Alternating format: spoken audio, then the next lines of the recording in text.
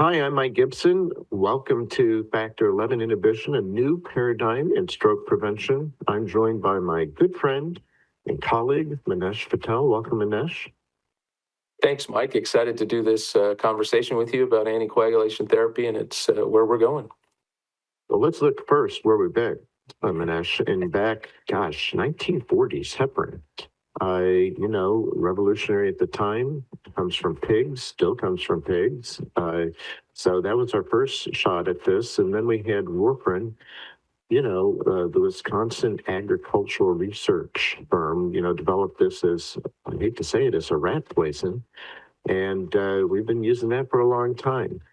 But things changed in the 90s when we had the introduction of some drugs that ended up being safer. There was a lot of intracranial hemorrhage with warfarin. And these agents, like the DTIs, the Bigatran, apixaban, edoxaban, factor 10 inhibitors, they were all safer in terms of reducing the risk of intracranial bleed. However, there were still some other bleeds, like GI bleeds, particularly for a drug, say, like rivaroxaban. So we didn't quite get there yet with respect to reducing all the bleeds that we want to reduce. And now that brings us to 2025, where we have factor 11 inhibitors.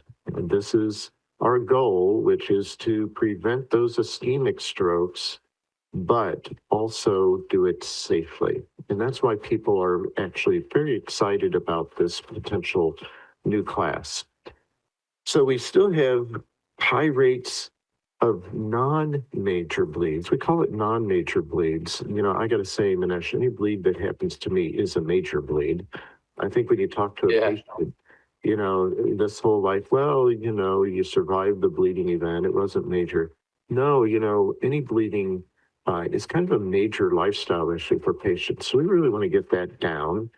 But we want to do it without losing our benefits in terms of ischemic stroke. So we're hoping to walk the tightrope here by having something that's both safe and effective with this kind of new and emerging class. My son, Manesh, when I told him what we're working on, he just kind of rolled his eyes. And, he's a quantitative genomicist and oncologist. He said, Dad, what are you doing? Why are you doing these big trials? The trial has already been done. Nature's already done the study. And he literally grabbed my arm, walked me over to the computer. We got onto the UK Biobank, and here's what he began to see, that yes, people with factor 11 deficiency have lower VTE events, and they also have lower cardiovascular events. And he just said, well, maybe you guys are onto something. So, it met with my quantitative genomicist son's Mendelian randomization approval. So there's a good biologic reason why this might work. The other thing about these patients is they don't have a lot of spontaneous bleeds. And so it looks like a free lunch, reduction in thrombotic events without an increase in ischemic events, at least from the genetic and epidemiologic data.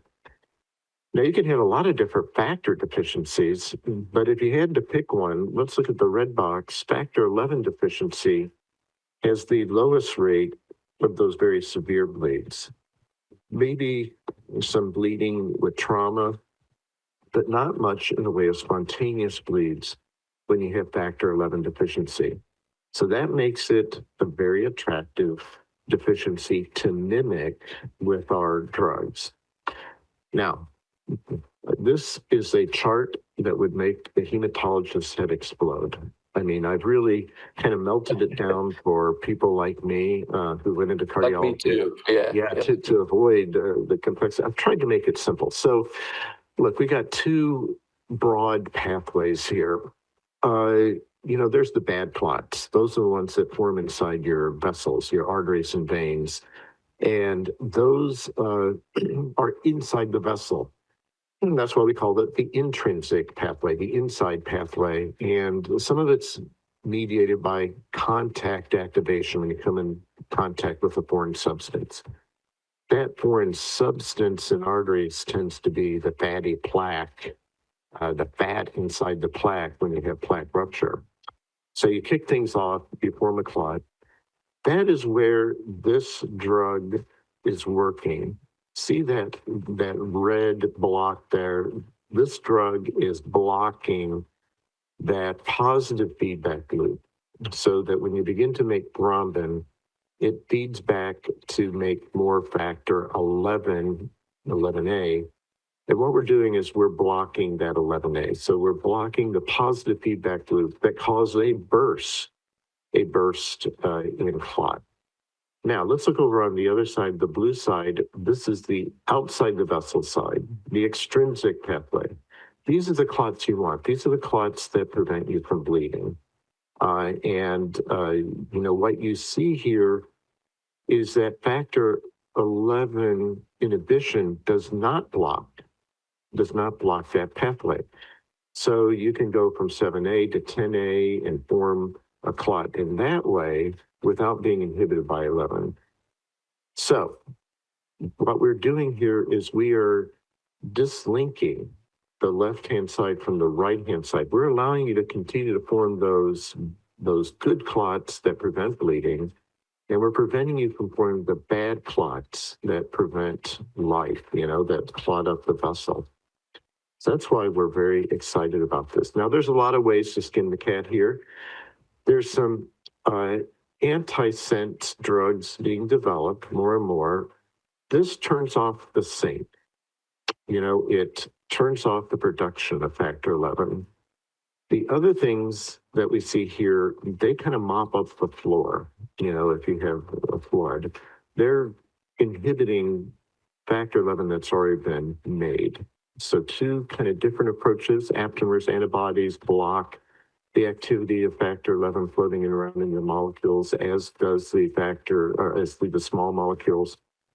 The bottom line down here are these polyanion antagonists. We've just learned in the past few years that platelets release a lot of things that activate your clotting cascade. So there are these polyphosphates, there are these nucleic acids, these things called nets that we've been hearing about. They cause you to clot, and this class of drugs will block that kind of clotting. Now, very complicated diagram here. It looks like something an electrical engineer would design, but really just three main things that I want to take home. There are things at the very top here. These are drugs that are blocking the beginning of clotting, and that's where the factor 11 inhibitors are. They're way up at the top. Some are inhibiting 11, and some are inhibiting 11A, which is the byproduct of activating 11, and some are inhibiting both. So that works very high up in the clotting scheme. Then further down, kind of midway down, you see 10A there. That's where rivaroxaban, apixaban, and edoxaban are working lower in the cascade. And the final kind of step in the cascade when thrombin converts fibrinogen to fibrin, that's where dabigatran, orgatran, and bivalirudin are working. It's very low down in that final common pathway. So what we're doing is we're working at the top. Manesh, when we were younger, we used to talk about the final common pathway, 2B3 inhibitors blocking the final steps. But you can also block the first steps. And so with this kind of drug, we're working up at the top to block the first steps in blood clot formation. So how is it different? It's allowing you to continue to clot the bleeders. It's not essential for hemostasis, this factor. We're decoupling bleeding and clotting. That's very good. We do have data from epidemiology and genetics that says, if you did the randomized trial in nature, randomized people to deficiency or not, the deficient people do better in terms of VTE. And there's a lot of populations out there that we could really use these kinds of drugs. There's a lot of foreign substances we put in people these days, everything from beds to hemodialysis to valves to left atrial appendage occlusion devices. We got a lot of contact activation going on. So in my mind, that is one group of people that are currently underserved that we could really do a better job with. There's kind of three horses mainly in the race right now, abelacimab, asundexian, and milvexian. Abelacimab is an antibody, fully humanized. Asundexian and milvexian are small molecules. The abelacimab inhibits both factor 11 and 11A, whereas asundexian and milvexian just inhibit 11A, the byproduct of activating it. You give abelacimab sub-Q or potentially IV. Asundexian and milvexian currently are oral drugs right now.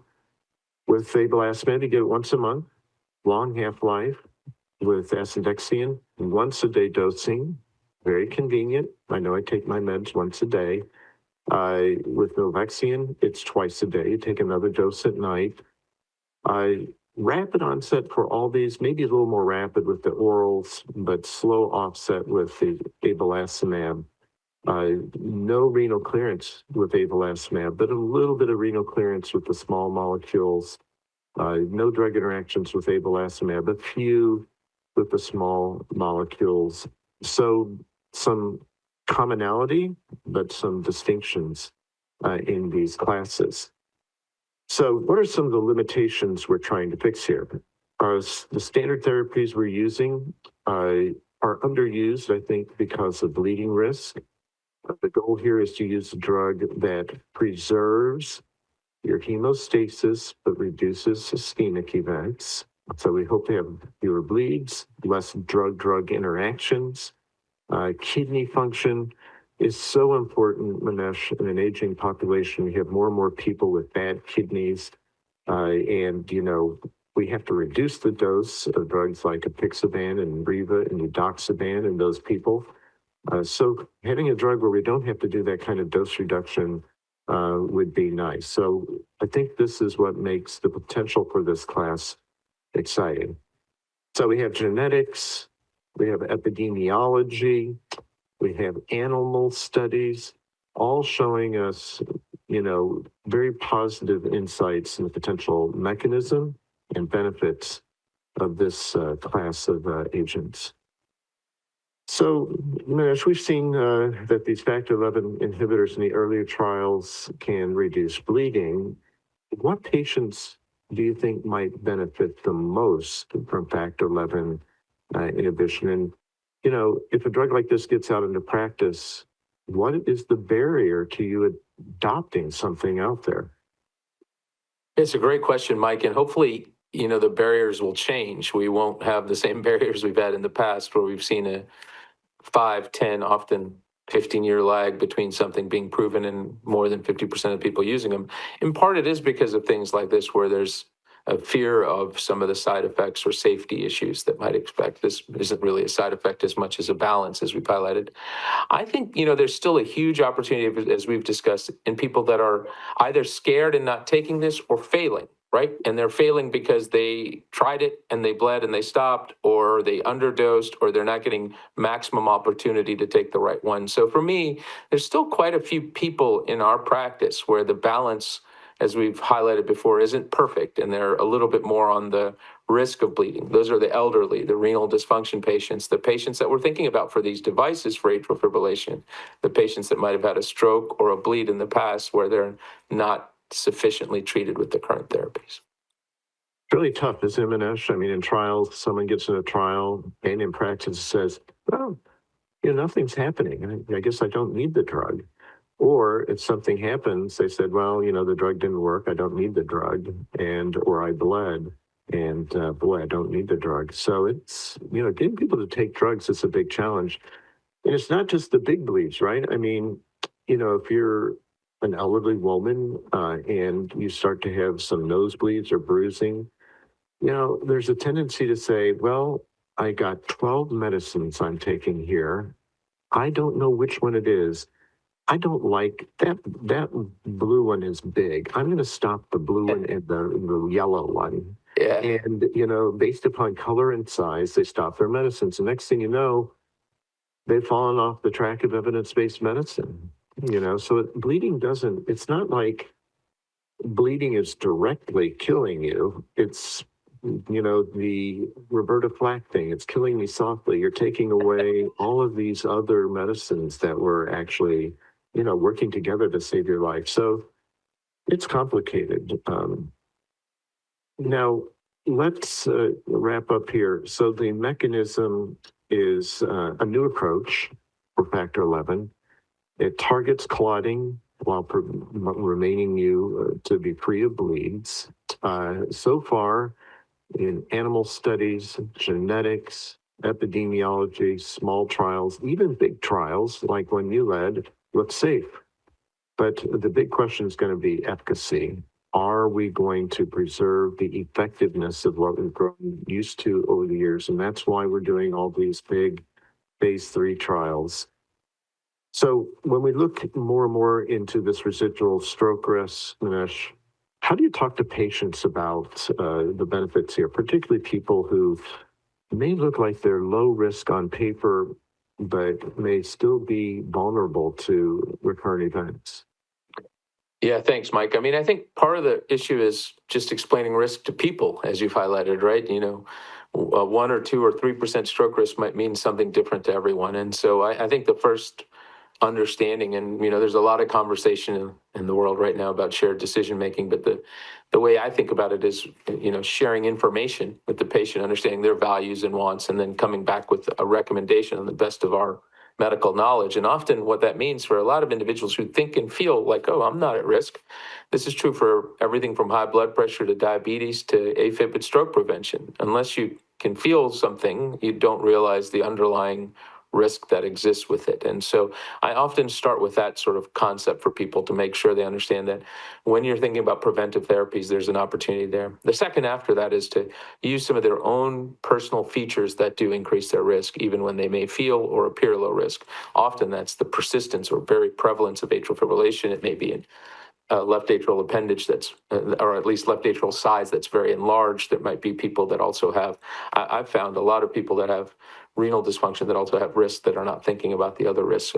And so those are just some of the ones that we would talk about. And then if they have the existing concerns that many patients do around stroke and thrombotic risk, then we can talk about ways to try to reduce that. Yeah, Manesh, one of the problems with modern culture and modern society is we live in a culture that isn't looking very far ahead. I mean, they're just thinking about the next day, next week. We give them these 1-year numbers, but we're talking about a lifetime disease here. We're talking about 10-year event rate. So, sometime personally, I think you should be communicating more the 10-year risk. I think the other thing that we do, which is not good, is we talk about relative risk, and we really need to be communicating absolute risk. That's the general guidance. And one of the other problems is that there are a lot of people out there who are anumeric. They don't really, know numbers that well. And so we need some better diagrams, like here's 100 bodies and here's the 10 of them over 10 years that will have had an event. We need to do better in communicating using visuals and things like that. And I do agree, Manesh. We also need to develop tools, and we're working on these that take into account, the patient's preferences about all these different kinds of events so we can optimize the outcome that they want to optimize. Well, thank you for joining us today, Manesh. Always great chatting with you. Been a great conversation. I hope we shed some light on the need to have some safer alternatives, why we're studying these alternatives, and what we can hope to learn from some of the big trials that are going on right now. Thanks for joining us.